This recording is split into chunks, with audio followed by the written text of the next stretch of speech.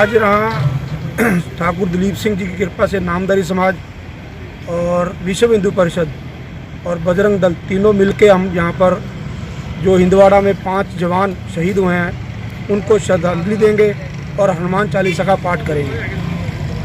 भारत माता की जय, भारत माता की जय, वंदे मातरम, वंदे मातरम। इंडियन आर्मी जिंदाबाद, जिंदाबाद, जिंदाबाद। इंडियन आर्मी जिंदाबाद, जिंदाबाद, जिंदाबाद। वीर जवान अमर रहे, अमर रहे, अमर रहे। वीर जवान अमर रहे, अमर रहे, अमर रहे। इंडियन आर्मी जिंदाबाद, जिंदाबाद, जिंदाबाद। भारत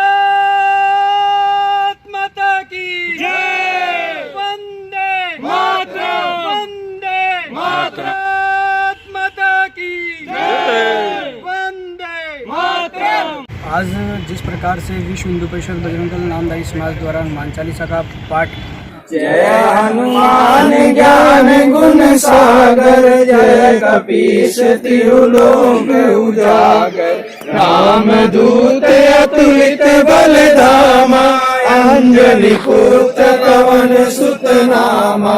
महावीर विक्रम बजरंगी, कुमत निवार सुमत के संगी। कंचन वरज विराज सुबेसा, कानन कुंडल कुंचित केसा। ध्वजा विराजे, कांधे मूंज जनेऊ साजे।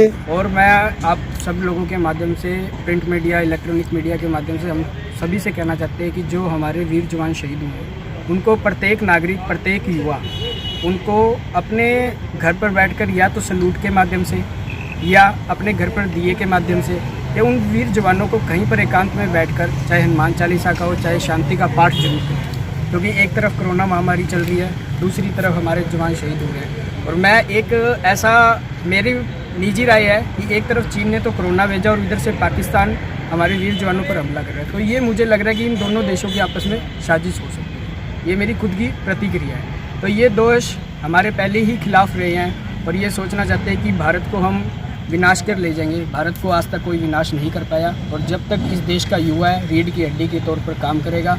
और बजरंग दल, विश्व हिंदू परिषद और नामधारी समाज, हम यही लोगों को जागरूक, यूथ को जागरूक करना चाहते हैं कि जो हमारे देश के युवा जवान शहीद हो रहे हैं उनको किस प्रकार हम कोरोना में के अंदर बाहर ना निकलकर घर पर बैठकर एकांत में अपने परिवारों के साथ बैठकर हनुमान चालीसा का या ओम शांति का पाठ करें। जैसे कि लॉकडाउन तीसरे चरण में चला गया है, सरकार ने काफ़ी राहतें दी हैं, तो मार्केट का बहुत ही बुरा हाल है।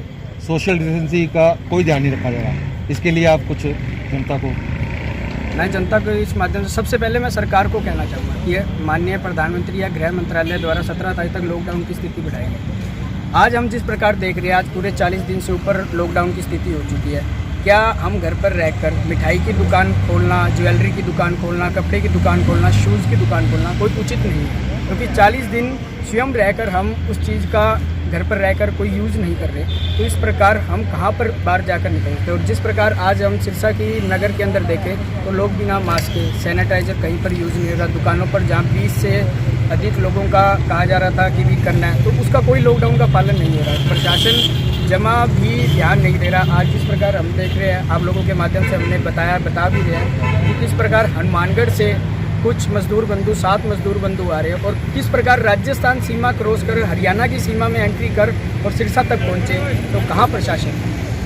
ये ठीक है कि हम ऑरेंज जोन में हैं, तो फिर भी इसको बचाव कर रखना प्रशासन का है और आम नागरिक का भी इसका महत्व है कि कम से कम लोग घर से बाहर निकलें, जरूरती सामान का प्रयोग करें, कम से कम लोग बाहर निकले। ये मेरा निवेदन है और सरकार से भी निवेदन है।